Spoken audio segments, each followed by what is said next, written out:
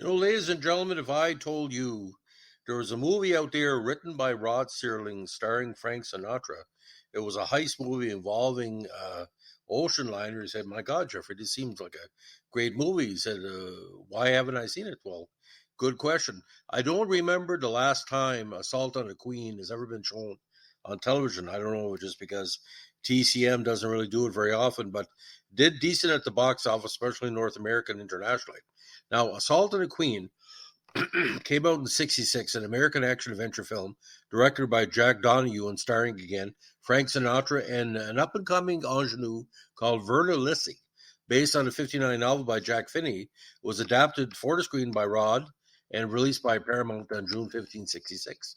The supporting cast features Tony Francioso and Richard Conte. Now, again, William Goltz produced it. William F. Daniels shot it. Edited by Archie Marshek. Music by Duke Ellington and Nathan Van Cleve. Great performers both.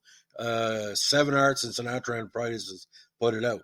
106 minutes, 2.7 million at the box office in North America, which is pretty decent for that time.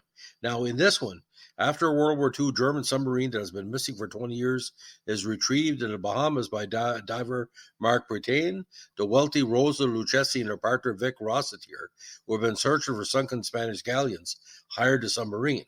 Eric Loeffner, a U-boat officer during the war, devises a plan to stage a daring $1 million heist aboard the British ocean liner RMS Queen Mary while the ship is crossing the Atlantic. Britain returns the submarine to operational order with the assistance of his partner Link and a new man Marino, a war hero and expert with engines.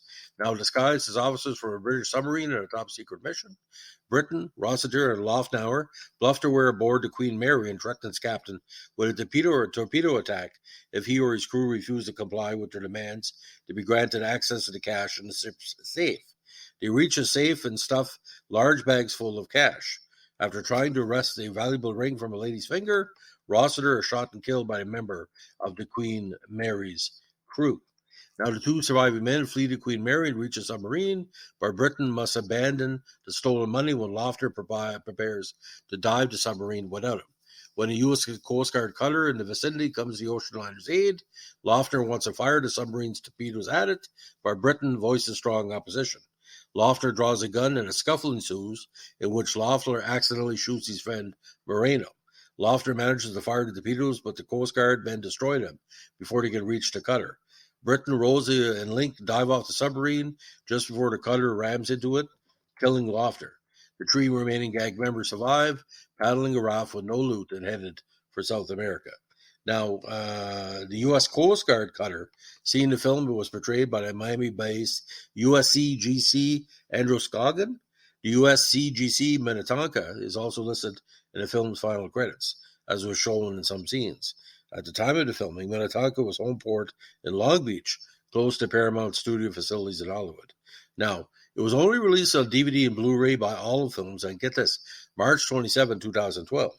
Now, the Clive Cussler 1973 Dirk Pitt adventure novel, The Mediterranean Caper, involves a similar plot in which an international criminal using a salvaged U-boat engages in criminal enterprises.